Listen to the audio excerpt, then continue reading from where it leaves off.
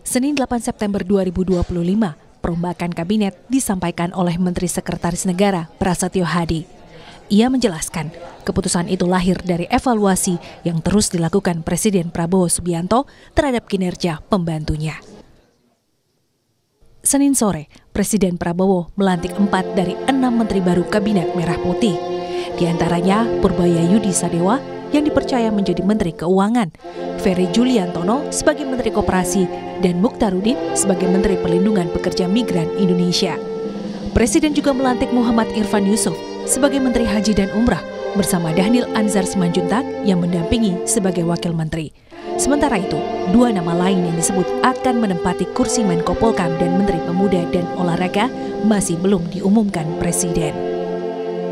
Posisi Menteri Koperasi yang sebelumnya dipegang Budi Aris Setiadi kini dipercayakan kepada Ferry Juliantono.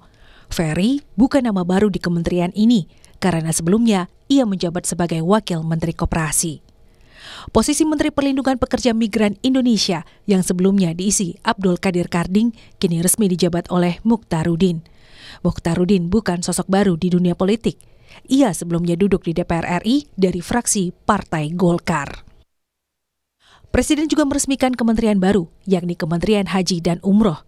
Jabatan menteri dipercayakan kepada Muhammad Irfan Yusuf, sementara posisi wakil menteri dipegang oleh Dhanil Anzar Simanjuntak. Dan hal yang paling mencolok dari perombakan kabinet ini adalah penggantian Menteri Keuangan Sri Mulyani. Sri Mulyani digantikan Purbaya Yudi Sadewa, mantan Ketua Dewan Komisioner Lembaga Penjamin Simpanan LPS.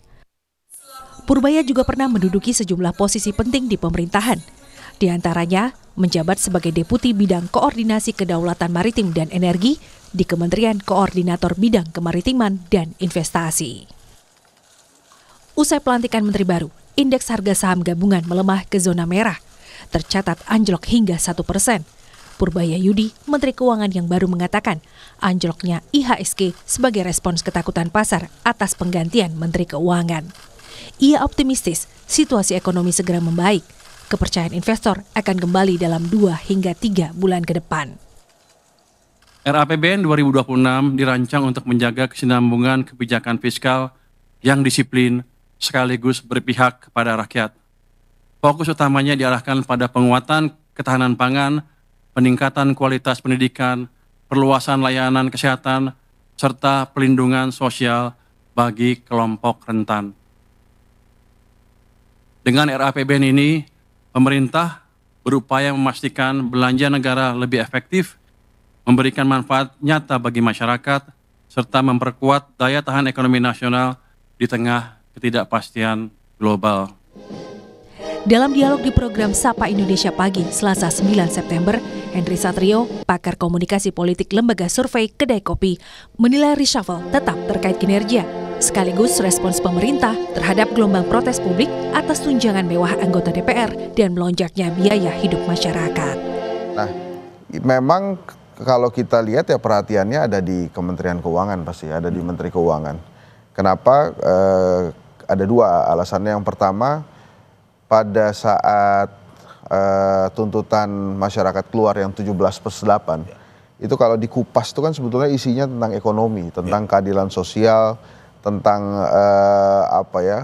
rasa muak dan lain-lain, tapi ujungnya itu adalah keuangan, bagaimana kondisi ekonomi kita ya. Betul, perut rakyat itu menjerit gitu ya.